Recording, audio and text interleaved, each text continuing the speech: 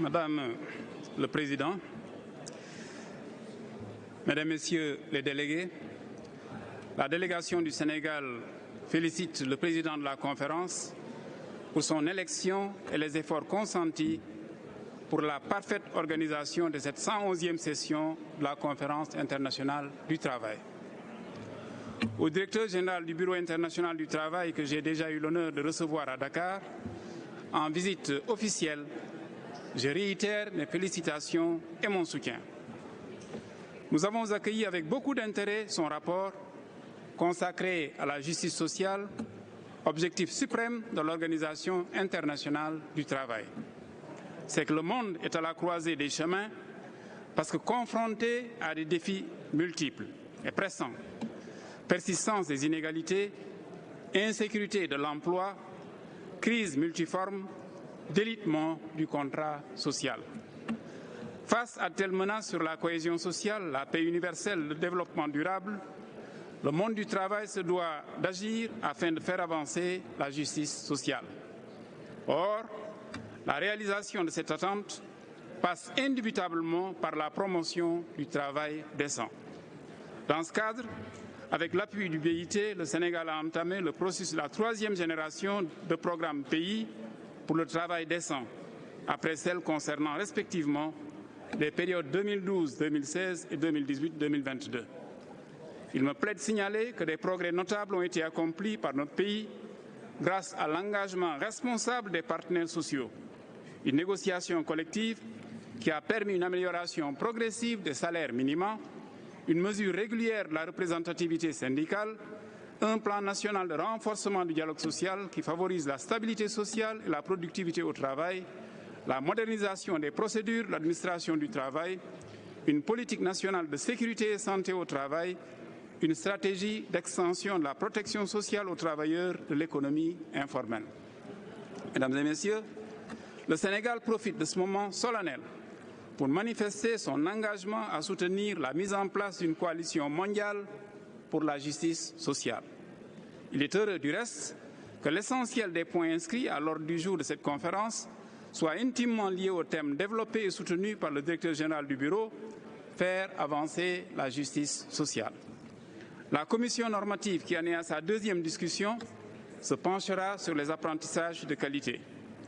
La recommandation qui sera élaborée par cette commission permettra de disposer d'une norme internationale du travail qui contribuera à créer un environnement favorable à la promotion des apprentissages de qualité, c'est-à-dire de développer des apprentissages en tant que moyen d'accession au travail décent, d'offrir des possibilités d'apprentissage tout au long de la vie pour améliorer la productivité, la résilience, les transitions et l'employabilité des apprentis, élaborer des cadres réglementaires adaptés. À la vérité, la protection inclusive des travailleurs dans un monde du travail en mutation constitue la pierre angulaire de l'action de l'OIT. Notre conviction est qu'elle constitue aussi un élément central de la justice sociale et du travail décent. Pour ce qui est de la transition juste vers des économies et des sociétés écologiquement durables pour tous, nous en voyons bien l'urgence. Les conséquences économiques et sociales de nos modes d'être et de faire nous interpellent tous, à moins que nous soyons insensibles au rapport du Bureau qui nous apprend que 130 millions de personnes pourraient basculer dans la pauvreté au cours des 10 prochaines années, ce qui entraverait à coup sûr la réalisation de nos objectifs de développement durable. Dans ce cadre, le gouvernement du Sénégal s'est engagé en 2019, lors du sommet des Nations Unies sur l'action climatique, à formuler un plan national pour la transition juste et à engager le pays sur la voie d'une action climatique ambitieuse centrée sur l'humain. Le projet, intitulé « La dimension sociale de la transition écologique », exécuté dans le cadre du partenariat France-BIT 2020-2024, a été lancé officiellement le 11 mars 2022. Il vise à soutenir une transition écologique juste dans les pays partenaires qui sont engagés à soutenir la transition à travers 3 axes principaux. Le soutien à la recherche et au développement de modèles d'évaluation, le renforcement des structures du dialogue social et des capacités des partenaires sociaux et le soutien à la formulation et à la mise en œuvre de politiques de transition justes.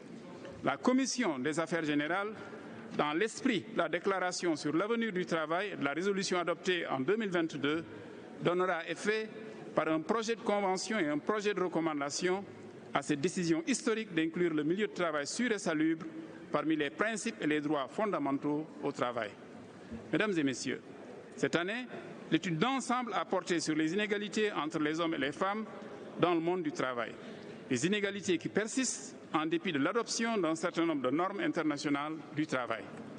Nous conviendrons donc que le thème « Atteindre l'égalité des genres au travail » est d'un grand intérêt, surtout pour les pays où les inégalités sont encore importantes. En ce qui me concerne, le Sénégal s'est résolument engagé à faire de l'atteinte de cet objectif une réalité.